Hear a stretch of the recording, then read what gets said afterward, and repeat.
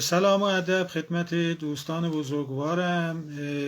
امشب به مدت نیم ساعت در خدمت دوستان هستم برای معرفی کتاب‌های بفرموده یا کتاب‌های سفارشی که پس از شکست فرقه دموکرات آذربایجان توسط دستگاه یعنی پهلوی دوم نوشته شده و مستحضرید که همیشه پس از هر شکست هر جنبشی یا حرکتی تاریخ نویسی طرف غالب و فاتح شروع به تاریخ نویسی میکنه. فرقه دموکرات آذربایجان هم مستثنا از این امر نبوده و کتاب هایی که پس از شکست فرقه دموکرات آذربایجان نوشته میشه با هدایت مخصوصاً اسدالله اعلم در واقع تنها وزیر دربار نبوده، بلکه اسدالله اعلم حتی به نوعی میشه گفت که در زمینه تبلیغات برای اون سیستم نقش زیادی داشته. به خاطر همین بسیاری از این کتاب‌ها و کارهای فرهنگی توسط اسدالله اعلم هدایت میشد و در مجموعه خاطراتش اینها رو آورده. اسدالله اعلم این مجموعه خاطرات 7 جلدی او جز مهمترین منابع هست که هر ایرانی باید بخونه. این به معنای این نیست که جانبداری نکرده از اون سیستم، نه، بلکه علیرغم این که جانبداری کرده و وزیر دربارش بوده، ولی نکاتی در این خاطرات علم میشه یافت که در کمتر منابعی میشه نمونه هاش رو پیدا کرد. اگر ما به اسناد اون دوره نگاه بکنیم، وقتی که فرقه دموکرات آذربایجان در 1325 که سقوط میکنه، به دنبال سقوط اون همه ساله 21 آذر از سوی رژیم پهلوی جشن گرفته میشد و شاعران، نویسندگان، عرض به خدمت کتاب نویسان شروع میکردن به نوشتن عرض به خدمت تاریخی که به دلخواه اون سیستم بوده. یعنی در مورد فرقه دموکرات آذربایجان این کتاب هایی که عرض میکنم به صورت سفارشی نوشته شده و از سوی عرض به خدمت بالا هدایت می شده و از شاه به عنوان ناجی آذربایجان عرض به خدمت نام برده شده و در این کتاب ها به کرات میشه سطر سطر دید که از فرقه دموکرات، شخصیت پیشوری و همه اینها با فحاشی و انگها و تهمتها و عرض به خدمت متجاسرین و تجزیه طلبان و سرسپردگان و عرض به خدمت جاسوسان شوروی و بکرات در این کتاب ها میشه دید. البته تاریخ نویسی فعلی رسمی الان در مورد فرقه دموکرات بیشتر سعی کرده و میکنه که نقش علما رو در شکست فرقه دموکرات عرض به خدمت رنگین تر بکنه. به هر حال فعلا منظور ما در این جلسه به دوره عرض به خدمت پهلوی دوم هست. علاوه بر کتاب ها مجموعه شعرهای مختلفی سروده شده در اون دوره که من بخشی از اونها رو الان هم در کتابخونه ملی ایران آرشیو اسناد وجود داره، چند نمونه فقط از اینها من کپی گرفتم، عکس گرفتم و اینجا خدمت دوستان نشون میدم برای نمونه. عرض به خدمت بله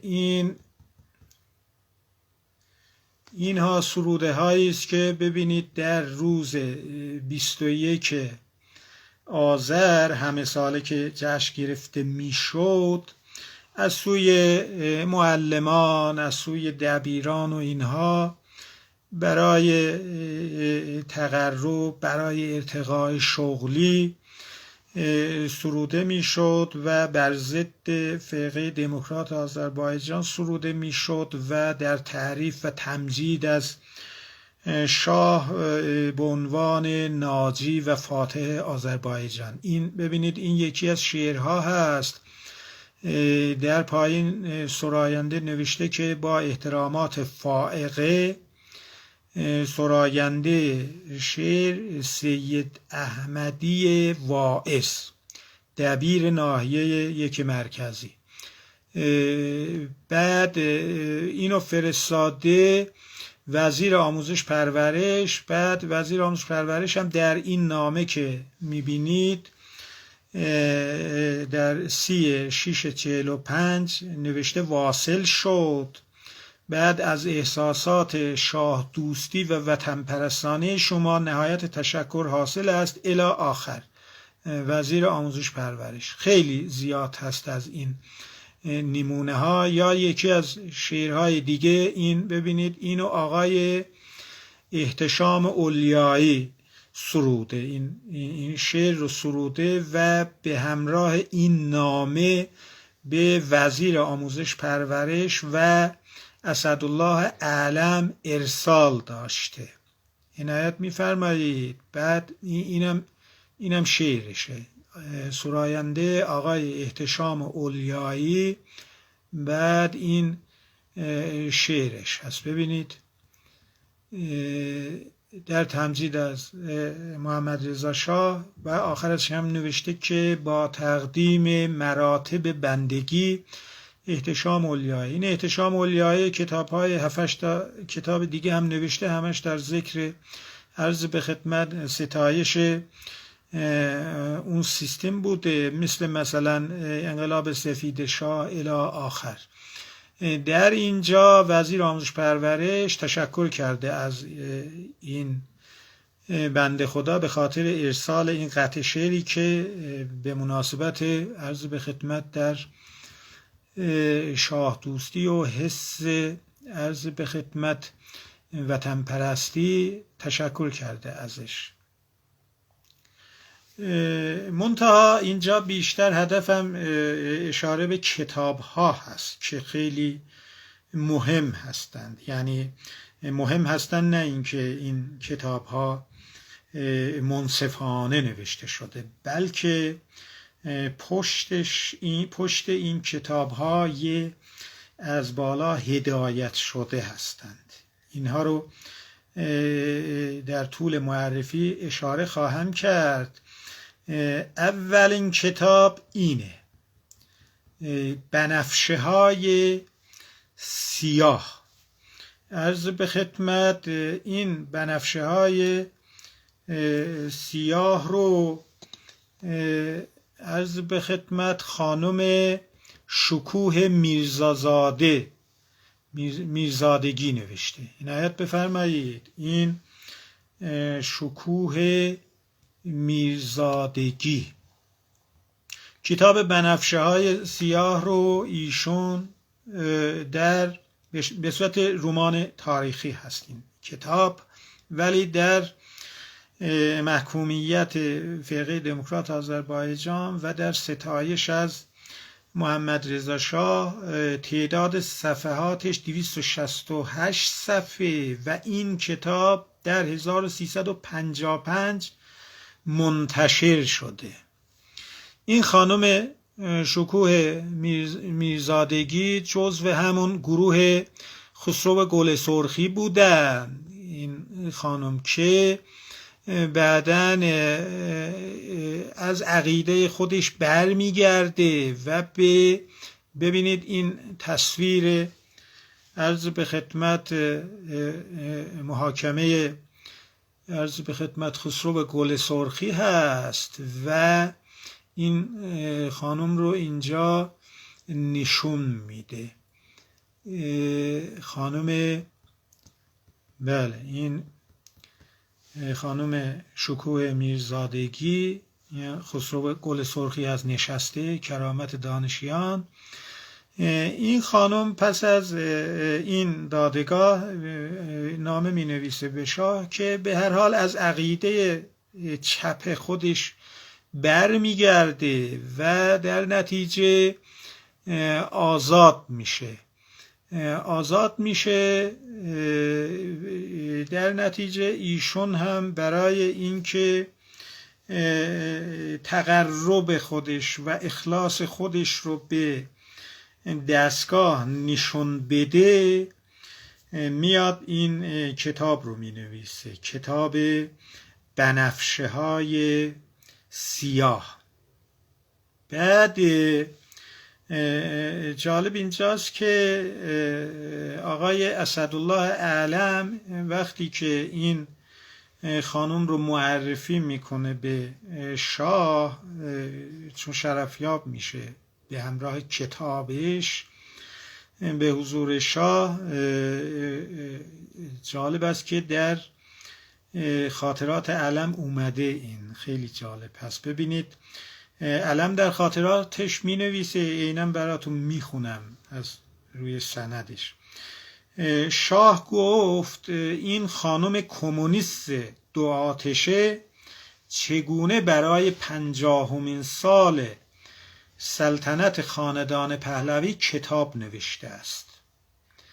علم در جواب می نویسه که عرض کردم این خانم کتاب بنفشه سیاه رو، بنفشه های سیاه هست، علم اشتباهی اینجا نوشته بنفشه سیاه رو در مورد نجات آذربایجان نوشته که شرفیاب خواهد شد. به حضور شاه. شاه خندیدند، فرمودند آخر نمیگوید چرا این کتاب رو نوشته است. علم در جواب میگه عرض کردم میگوید برای استغفار. خاطرات علم جلد 6 صفحه 260. البته این کتاب نایاب هست، بسیار نایاب هست. من تنها تونستم یه نسخه از این کتاب در کتابخونه تاریخ ایران و اسلام به سرپرستی آقای رسول جعفریان در قم پیدا کنم. اونجا فقط یه نسخه وجود داشت. مثل اینکه کتاب‌های خودشو پس از انقلاب، پیروزی انقلاب اینا جمع کرده یا عرض به خدمت امها کرده. به هر حال کتاب سفارشی به هیچ وجه نباید نوشت، در هر سیستمی میخواد باشه، چون اون زمان عوض میشه ولی باعث خجالت و شرمندگی نویسندش میشه. نباید برای بدایند یا خوشایند کسی، حزبی یا سیستمی کتاب نوشت، واقعیت رو نوشت. اما کتاب دیگه ای که میخوام معرفی کنم عرض به خدمت کتاب آقای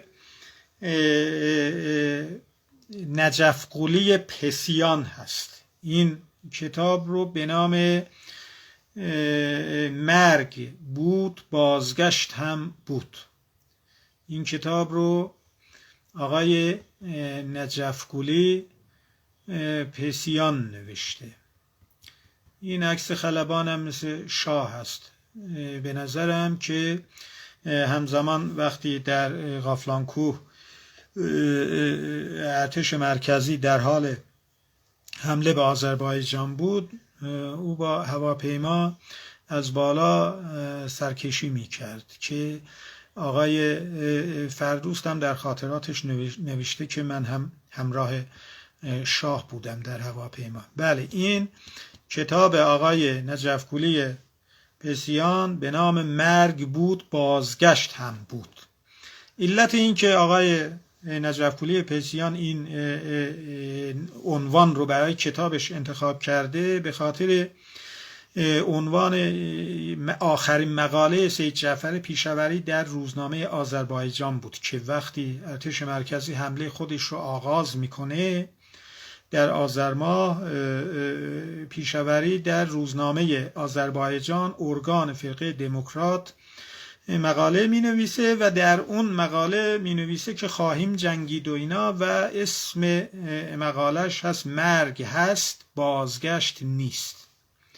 آخرین مقاله سید جعفر پیشوری بوده که آقای نجفگولی پسیان همین عرض به خدمت عنوان رو داشته با کمی تغییر عنوان کتاب خودش رو گذاشته. البته ایشون یک کتاب دیگه هم داره در مورد ماهاباد هست، جمهوری ماهاباد، به نام از ماهاباد خونین تا کرانه های ارس. این هم در مورد جمهوری ماهاباد هست ایشون نوشته. و آقای نجفگولی پسیان جزو ارتش شاه، افسران شاه بوده و خودش در همون زمان حمله حضور داشته و بعدن هم همین آدم نماینده مجلس میشه در دوره 23 مجلس شورای ملی که از دست شاه هم نشانها و مدالهای متعددی میگیره برای نوشتن این دوتا کتاب که البته خب کتابی که به خاطر مدال نوشته بشه معلوم خواهد بود که چقدر منصفانه خواهد بود. اما کتاب دیگه ای که میخوام خدمت دوستان معرفی کنم، من وارد داخل کتاب ها نمیشم برای اینکه هم خیلی وقت خواهد برد و هم ارزش عرض به خدمت نقد محتوایی ندارن این کتاب ها، برای اینکه این کتاب ها سرشار از حمله و عرض به خدمت سرشار از تهمت و افترا و عرض به خدمت حمله به فرقه دموکرات بوده. به هر حال آدم هر نقدی به هر جنبشی که میخواد داشته باشه اشکال نداره، ولی دیگه چرا باید عرض به خدمت تهمت و اینها بزنه؟ آدم یه نویسنده منصف تاریخش رو می نویسه، بعد نقدهاش رو هم می نویسه. به هر حال اسم این کتاب هست دروازه های ایران قفل است. نویسندهش احتشامی، ابوالحسن احتشامی هست. عرض به خدمت نسخه از این کتاب در هیچ جا نتونستم پیدا کنم. ببینید این کتاب شناسی این عرض به خدمت کتاب هست. آقای ابوالحسن احتشامی عنوان کتاب هست دروازه های ایران قفل است. از این کتاب من فقط تونستم یک نسخه در کتابخونه مرحوم آیت الله مرشی نجفی در قم پیدا کنم. نایاب هست این کتاب هم نایاب هست. و کتاب دیگه ای که میخوام عرض به خدمت حضورتون معرفی کنم کتابی هست به نام نفت و حوادث آذربایجان. ببینید نفت و حوادث آذربایجان. این کتاب رو آقای سید حمید آموزگار نوشته. عنایت می‌فرمایید در همون زمان و به خاطر نوشتن این کتاب از دست شاه نشان گرفته. عنایت می‌فرمایید نفت و حوادث آذربایجان که کاملا مورزانه هست، مشخص هست که من یه دونه از این خیلی نایاب هست این کتاب، یه دونه از میدان انقلاب دستفروش ها، کتاب های دست دوم فروش ها پیدا کردم و به صورت جیبی هست و کاهی هست، خیلی از به خدمت کاهی هست. 3 جلد در یک مجلد این کتاب دوستان عنایت بفرمایند. بعد کاملا کتاب از به خدمت جهتگیری، دارای جهتگیری خاصی هست و در همون زمان 1328 این کتاب منتشر شده. اما کتاب دیگه ای که میخوام خدمت دوستان معرفی کنم، این کتاب هم نایاب هست ولی من تونستم یه نسخه پیدا کنم. ببینید، خاطرات سفر آذربایجان و کردستان، نوشته محمد رضا خلیلی. عنایت می‌فرمایید صحافی بر این کتاب هست. ببینید یه مقدار این کتاب رو جلدش هم یه مقدار کمرنگه، من بزرگش میکنم تا دوستان ببینن. عرض به خدمت خاطرات سفر آذربایجان و کردستان، نوشته آقای عراقی. آقای عراقی به خاطر نوشتن این کتاب از دست شاه نشان درجه 1 گرفته است. اون زمان اینها رو البته در خود کتاب می نوشتن که مثلا افتخار می کردن و اینها، که متاسفانه الان این کتاب هم نایاب هست.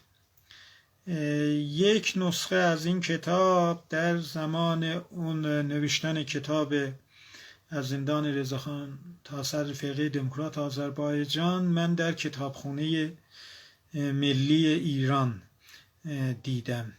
اما کتاب دیگه ای که میخوام خدمت دوستان معرفی کنم، عرض به خدمت کتاب این کتاب هست، کتاب خاطرات زنگنه هست. ببینید، خاطراتی از مأموریت‌های من در آذربایجان. عنایت می‌فرمایید. این که آقای زنگنه میدونید که فرمانده تیپ عرض به خدمت ارومیه بوده که حتی پس از تسلیم لشکر تبریز به فرماندهی سرلشکر درخشانی، همچنان زنگنه که در اون زمان سرهنگ بوده، سرهنگ زنگنه همچنان مقاومت میکرد. در زمان نوشتن این کتاب سرلشکر شده، نوشته پایین به قلم سرلشکر احمد زنگنه. مقاومت کردن تا آخر ولی سرانجام تسلیم شدن و به دستور سید جعفر پیشوری به او و بقیه افسران اجازه دادند که به تهران برن. حتی پولی در اختیار برخی از این پرسنل گذاشتن. کسانی که میخوان برن با امنیت کامل برگشتن به تهران. عرض به خدمت. اما کتاب دیگه ای که میخوام معرفی کنم کتاب عرض به خدمت سیر کمونیسم در ایران. عنایت بفرمایید. این کتاب نوشته تیمور بختیار. تیمور بختیار که مستحضر هستن دوستان چه کسی بوده. تیمور بختیار این کتاب سیر کمونیسم در ایران یک کتاب کاملا مزخرف و فرمایشی و بفرموده و کتابیه که سطحی هست و بخشش مربوط به فقه دموکرات آذربایجان هست، بخشش مربوط به جمهوری مهاباد و بخشش مربوط به حزب کمونیست ایران و حزب توده هست. آقای تیمور بختیار همون کسیه که از بنیانگذاران ساواک بوده و اولین رئیس در واقع ساواک بوده. این آدم که بعداً معذوب واقع میشه و میره عراق بر علیه عرض به خدمت محمد رضا شاه اونجا مبارزه میکنه. جالب اینجاست که اونجا به چپ‌ها نزدیکتر میشه و به برخی از چپ‌ها مثل دکتر رادمنیش و محمود رضا پناهیان جزو فرماندهین فرقه با اونها بر علیه شاه مبارزه میکنه. اینها که در 1349 کاری از پیش نمیبره و کشته میشه در عراق. این کتاب رو منتها در زمانی نوشته شده که برای ارتقای درجه و اینها و اولین رهبر و رئیس عرض به خدمت ساواک بوده. اما یک کتابی که میخوام معرفی کنم شبیه اینه و نباید به هیچ وجه با این کتاب اشتباه بشه، به نام کمونیسم در ایران. یعنی اون سیر کمونیسم، سیر کلمه سیر کمونیسم در ایران عنوان تشابهشون باعث میشه که اکثرا اشتباه بکنند، در حالی که اون کتاب جالبی هست. این کتاب بسیار کتاب جالبی هست. این کتاب اکثرا این کتاب رو با این عرض به خدمت کتاب تیمور بختیار اشتباه میگیرن. این کتاب کمونیسم در ایران برعکس کتاب تیمور بختیار کتاب مهمی هست. کسانی که در حوزه چپ یا فقه دموکرات آذربایجان میخوان تحقیق بکنن، پژوهشی بکنن، حتما به این کتاب نیاز دارن. این کتاب رو علی زیبایی نوشته، سرهنگ علی زیبایی. این کتاب کمونیسم در ایران کتاب جالبیه. کتاب جالبیه نه به این معنی که کاملا عرض به خدمت بر ضد فقه دموکرات یا جنبش چپ ایران حزب توده نوشته نشده. نه، کاملا جهتگیریش مشخصه، برای اینکه خود علی زیبایی جزو اون آدم‌های بازجو و بسیار خشن بوده. عنایت می‌فرمایید. و این کتاب رو نوشته، تقدیم به شاه کرده این کتاب رو، و این کتاب رو تقدیم به شاه کرده به خاطر اینکه این کتاب میگم مهمه، به این خاطر که بسیاری از اسامی افسران حزب توده، افسران فقه دموکرات آذربایجان در هیچ کتابی و منبعی من ندیدم که به اندازه این کتاب دقیق اونها رو نوشته باشه. من این کتاب فوق العاده نایاب هست ولی فوق العاده مهمه. من تونستم یه نسخه ای از این کتاب در میدان انقلاب پیدا کنم و کپی بگیرم. عنایت می‌فرمایید ببین لیست نام‌های افراد رو به همراه عضویتشون، درجهشون چقدر دقیق نوشته شده، خیلی دقیق نوشته شده. این کتاب رو در واقع آقای سرهنگ زیبایی از روی اون اسناد بازجویی رهبران حزب توده نوشته که پس از کودتای 28 مرداد که دستگیر میشن و بازجویی هایی که پس میدن این اسامی و اینها، این کتاب رو آقای سرهنگ زیبایی از روی اون بازجویی ها نوشته و دقیق هستی که در 500 نسخه این کتاب رو چاپ کرده و کتاب انتشار بیرونی نداشته.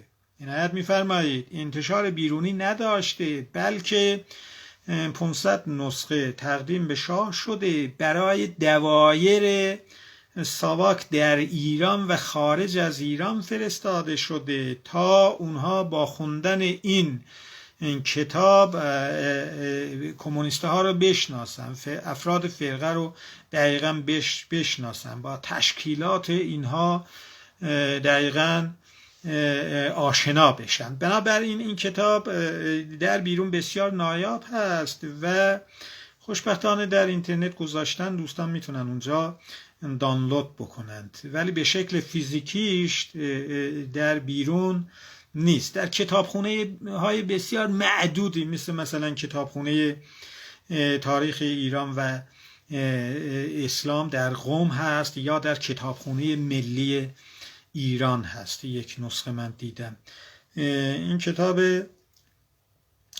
دقیقی هست، نباید با اون کتاب سیر کمونیسم در ایران اشتباه بشه.